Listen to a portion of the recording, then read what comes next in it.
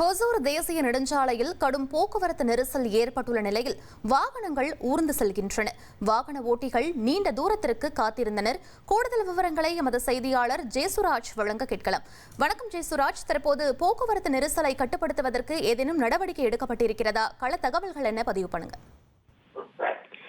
வணக்கம். அதாவது ஒசூர் பேருந்து நிலையம் எதிரே உள்ள தேசிய நெடுஞ்சாலையில மேம்பாலத்தில் கடந்த மாதம் 21ஆம் தேதி விரிசல் ஏற்பட்டது, ஒரு பழுது ஏற்பட்டது. இந்த பழுதை சரி செய்வதற்கு இன்னும் 1 மாத காலம் ஆகும் அப்படின்னு சொல்லி கூறப்பட்டுள்ளது.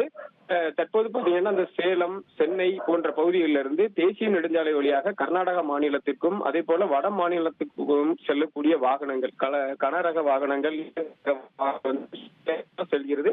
ஒசூர்ல இந்த மேம்பாலத்துல பாத்தீங்கன்னா தற்போது இலகுரக வாகனங்கள் மட்டுமே அனுமதிக்கப்பட்டு வருகிறது. இப்போ இந்த பாதைக்கு வரக்கூடிய வாகனங்கள் ரிங் ரோடு வழியாகவும் அனுப்பப்பட்டு வருகிறது. ஒசூர் பேருந்து நிலையம் பகுதியில் இருக்கக்கூடிய இந்த பாலம் வழியாக சர்வீஸ் ரோட்லயும் அனுப்புறாங்க.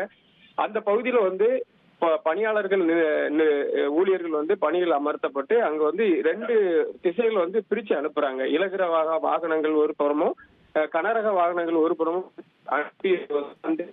கடுமையான போக்குவரத்து பாதிப்பு அது தேசிய நெடுஞ்சாலையில ஏற்பட்டு வருகிறது. இதனாலதான் நீண்ட தூரத்துக்கு வாகன ஓட்டிகள் அந்த பகுதியில அணிவகுத்து நிற்கக்கூடிய ஒரு சூழல் ஏற்பட்டது. வாகன ஓட்டிகள் நீண்ட தூரத்துக்கு அணிவகுத்து ஊர்ந்து ஏற்பட்டிருக்கிறது. இது இந்த பால பணிகள் முடியும் வரை இதே நிலைதான் ஏற்படும் அப்படின்னு சொல்லி சொல்றாங்க. 1 மாத காலம் இதே மாதிரியான நிலைகள் தான் ஏற்படும். நிறைய இடங்கள்ல போலீசார் இந்த போக்குவரத்தை சரி செய்து வாகனங்களை அனுப்பும் பணிகள்ல இருந்து ஈடுபட்டிருக்காங்க.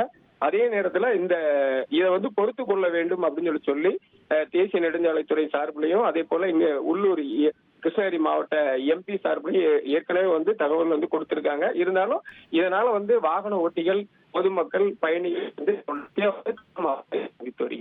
விவரங்களுக்கு நன்றி ஜேசுராஜ். உங்கள் தந்தி 1 தொலைக்காட்சியில் அண்ணாமலை தினமும் மதியம் 12 மணிக்கு காண தவறாதீர்கள்.